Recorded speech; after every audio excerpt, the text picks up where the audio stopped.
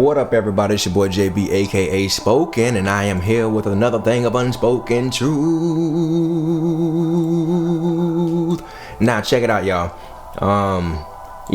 Before we start the video, make sure y'all hit subscribe, hit the notification bell, and select all.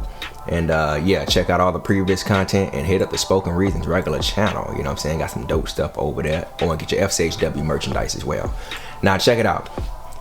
I just finished watching a whole hour of The Breakfast Club. Alright? I think it was an hour and 12 minutes. Okay?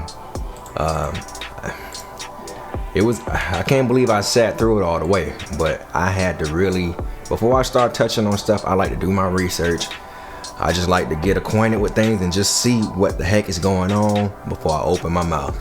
Now, this whole Malik Yoba situation, I originally didn't want to even touch it. You know what I'm saying? I let it slide. I let it go. You know what I'm saying? Because, man, when it comes to sexuality, man, and religion, I don't want to, I usually don't even get into stuff like that, man, because it can become so confusing. And, it's always going to be some comments flying around with people disagreeing and agreeing. And all it does is start a bunch of chaos and a bunch of confusion, man. And at the end of the day, a lot of times it really don't even get nowhere, truth be told. And Malik Yoba, man, I let it slide, after I watched everything. And he originally came out last week, and in his words, he says stepped up. Okay, we're gonna get into that later.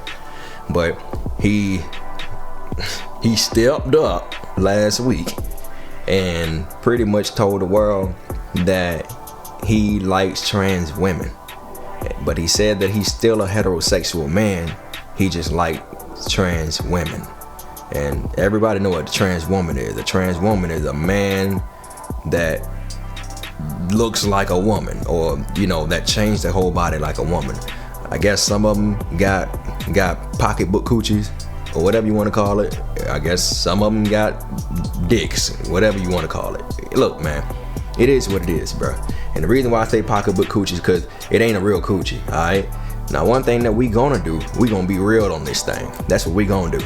So anybody that's trans, or part of the alphabet community, and I say that because y'all know what it is. It's so many different letters we don't even know no more. LGBTQ eyes and all the other stuff. And let's not forget too, we gonna add this up into the LGBT whatever community as well. Let's not forget that they trying to add the P in there too for pedophilia. So we gonna let's not go there. So if y'all look that up on Google, they trying to add the P in there too. Alright, so but they don't want to talk about that. Now, Malik Yoba, man, I guess he stepped up because some guy was in a relationship with a tranny or something like that, and I don't know, man. I guess some dude got bullied, and he ended up committing suicide. Y'all got to go back and check that story out. But the whole thing that was around that story that made it questionable was the fact that trans women came out and said that Malik was allegedly messing with underage trans women. And that's where a lot of the stuff started. Now, you already know, once the world already sees somebody who we didn't see come out or step up in his name, then we're gonna just put the label on them and just be like, all right, cool. So once you come out and step up and say that you like a particular type of gender or transition of a gender, then automatically it's gonna start some chaos. Automatically it's gonna get the birds chirping. That's just what it is. Now, Malik, he denied it, I guess last week, and he didn't really speak on it much about his involvement with underage trans women. But the problem that kicks in is when he went to the Breakfast Club, and look, he brought 2 transsexual women with him along with a gay guy. Now, I'm gonna go ahead and put this out there. Look, y'all do what y'all want to do. People do what they want to do. Look, what people do in the bedrooms anyway, we don't know what nobody doing. Whether it's with your own woman, whether it's with your guy, whatever, man. Don't nobody really know what nobody doing behind closed doors. So at the end of the day, it ain't nobody's business about what anybody doing behind closed doors. But I took some notes here. And like I said, it was pretty hard for me to sit through it because it was so confusing. You know what I'm saying? Especially with me being a heterosexual man, it was so confusing because it almost took 30 minutes, you know what I'm saying, within that interview for Malik to finally say what the main cause was. Like, why y'all here? And he said, we're here to raise the conscience. Okay, cool. To raise the conscience of the people. Okay, cool. And you know, man, look, y'all do what y'all do. I did have an issue with some things that was said, and my thing is this, man.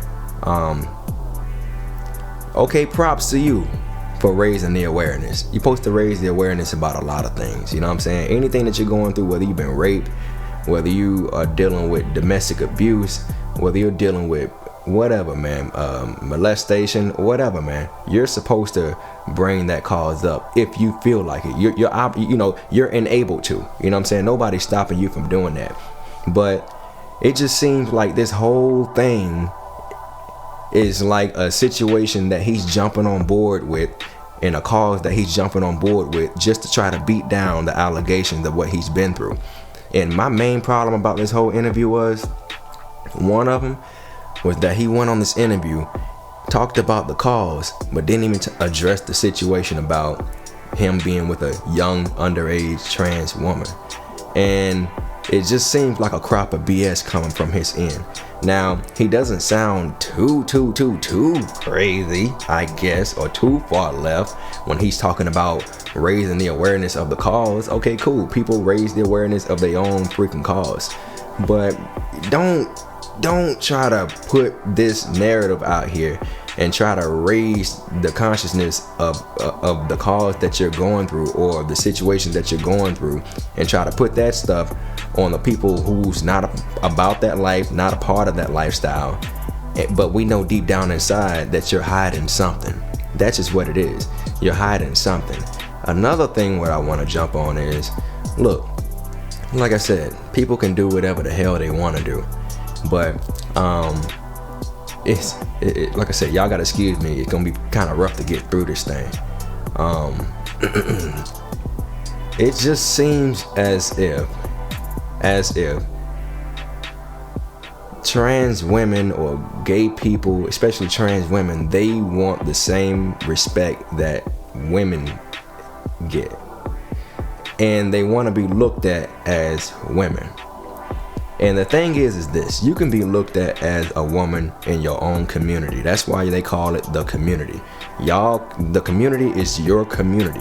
Y'all handle that within y'all in-house, and you accept it the way you want to accept it, and y'all embrace each other the way y'all embrace each other.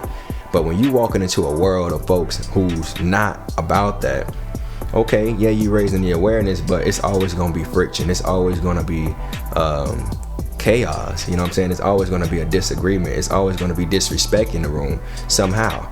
And that's the reason, I guess, why they're there, just to try to be like, look, man, we want to let y'all know that we're not really having it.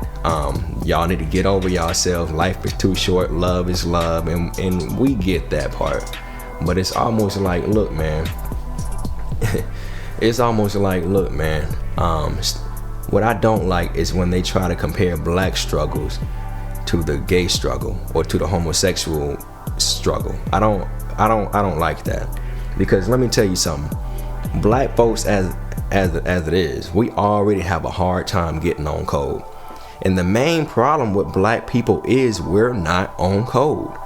White people on code, Asians on code, Hispanics on code, Arabs on code. A lot of other groups are on code except black people. And it's sad when you see black people, especially gay or people part of the LGBTQ whatever community, they compare that to just strictly black people, and they feel like they're obligated to, and that they can do that just because they're black. And let me tell you something, bro, that ain't it. You know what I'm saying? We, like I said, I put up a video of women at a nail shop, and they were getting disrespected by Asians, and a black man went up in there and defended them, and he went to jail, risked his freedom and all the other stuff, and all those women still went back to that Asian nail shop, and they still was getting their nails done, not being on code. Why is it that the LGBT whatever community have a greater code or a more structured code than black people as a race? You know what I'm saying? And that's where the confusion is kicking in. It's like, for one cause, you're fighting for black struggles, you're fighting for black empowerment, but then you're fighting for gender equality as well. You know what I'm saying? You're fighting for racial equality, black equality, whatever you want to call it, and you're fighting for gender equality. And you know, it's like you trying to, it's almost like fighting for black empowerment and white supremacy at the same damn time. And the reason why I said that is because on the Breakfast Club, there was a white tranny on that show, and it was 3 black people: a gay black man, a tranny, a black trans woman, and a black so-called heterosexual man, Malik Yoba. But there was a white trans woman on that show, and yeah, he only spoke for the empowerment of the LGBTQ community. But the thing is, you never notice, if you watch that interview, he didn't say a damn thing about his own race, because he stayed on code. You know what I'm saying? One thing that you're not gonna see white people do, they'll fight for gender equality, they'll fight for women's right, they'll fight for whatever type of rights, for higher pay raise and all the other stuff. But one thing they not gonna do, they not gonna jump ships and fight for the white race in front of black people. Well, they're not gonna fight for black people while fighting for gender equality. It's just not gonna happen. But then you have black people who fight for gender equality and fight for black empowerment at the same time in front of white people. And that's where the confusion is. It's like we're trying to figure out a situation, or trying to raise awareness and raise consciousness, and we're doing it, especially on that interview, we're doing it in front of somebody who don't even look like us. Why is it that the black struggle always has to get compared to the gay struggle when it ain't nothing compared or nothing alike? Yeah, they get slaughtered, yeah, they get murdered and stuff like that, but at the end of the day, race comes before gender. Before you are a Christian, before you are gay, before you are straight, before you are a pastor or a lawyer or a garbage man, you are black first. You are white first. You are Asian first. You are whoever you look like first. And the reason why it's so important is because we are born in a dominant system that is called white supremacy, that controls all areas of activity, from religion to law to sex to politics. And you can't tell me, you cannot sit here and tell me that the problematic situation that comes to the alphabet community is comparable to the black struggle.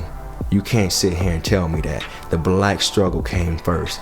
And that's where it's all confusing people, because it's almost like they're pushing this narrative on us, man. And yeah, you ain't gotta like it, and you can like it or not, but at the same time, we don't have to accept that, especially the people who ain't about that life. We don't have to accept that junk. You know what I'm saying? And you know, Malik Yoba, man, I read a comment in the section, and it said, somebody said, pride is being honest with yourself. And that was a pretty good, interesting situation. Pride is all about being honest with yourself. And he pretty much said, Malik, you a gay, bro. And bro, let's just be real. Let's be realistic, man. Scientifically, you know, if you messing with a trans woman and they got a penis, that's a man, bro. Like, stop playing. Like, you know, they can make up the whole thing about, oh, we live in a free will, we live in a free country and all the other stuff. But the whole point of the matter is, it's like you're hiding behind something, and people can smell bullshit. Don't try to win us over with the bullshit that you preaching, especially when you're not willing to go as hard in your defense when it comes to sleeping with underage women or men. You know what I'm saying? You going so hard in the paint for a cause that we didn't even hear about, that came from your mouth prior to last week. Then all of a sudden you want to go hard for this, but then you ain't going hard in your own defense when it comes to you sleeping with somebody underage. Nah, man, that ain't it. That ain't it. I smell bullshit. Once again, y'all know this is the Unspoken Truth podcast. Unspoken Truth, period. I report news on news. We report news on news. So when people putting the news out, we gonna break this joker down and we gonna decipher it. But don't try to pull wolves over our eyes like we can't smell stuff when we know we do. That's all we saying. So look, respect is due to a dog. All right. I'm not saying that gay people are supposed to be disrespected. They're not. You respect all human existence, but at the same time, we do know BS when we smell it in certain situations. All right, Malik Yoba, your situation ain't them tranny situation. Your situation ain't that gay black man situation that's sitting at the table with you at the Breakfast Club. Nah, bro. But we do smell the bullshit that you're going so hard for a cause that you did not mention prior to 2 weeks ago. And you going hard in the paint all of a sudden. And it didn't even get mentioned once in the Breakfast Club. So I ain't gonna go too far into this thing, man. People, y'all do what y'all wanna do. Sleep with whoever you wanna sleep with. Look, that junk ain't got nothing to do with me, and I'm so goddamn serious. Look, y'all do whatever the hell y'all want to do, whether you want to be woman on woman, woman on man, whatever, man. Man on goats, whatever, man. It is what it is. The other day I saw a cow that was born, and he had his face looked like a human. I'm like, damn, what white person done slept with this damn cow? But I ain't finna go there. It is what it is. But y'all know how junk go down. But it is what it is. Y'all do what y'all want to do. I done said what I had to say. People when it comes to race, when it comes to religion, and when it comes to sexual preference and all that other stuff, it's always gonna be some friction. So just respect is due to a dog. And also the main key of this whole video is, man, just stand in front of your bullshit. All right, just stand in front of your mess and won't nobody bother you. All right, because at the end of the day, man, this is all confusing at the end of the day, and we smell bullshit. That's just it. I ain't got nothing else to say. Y'all make sure y'all subscribe, hit the comment button, hit the notification bell, hit like, leave your comments, and that's it, man.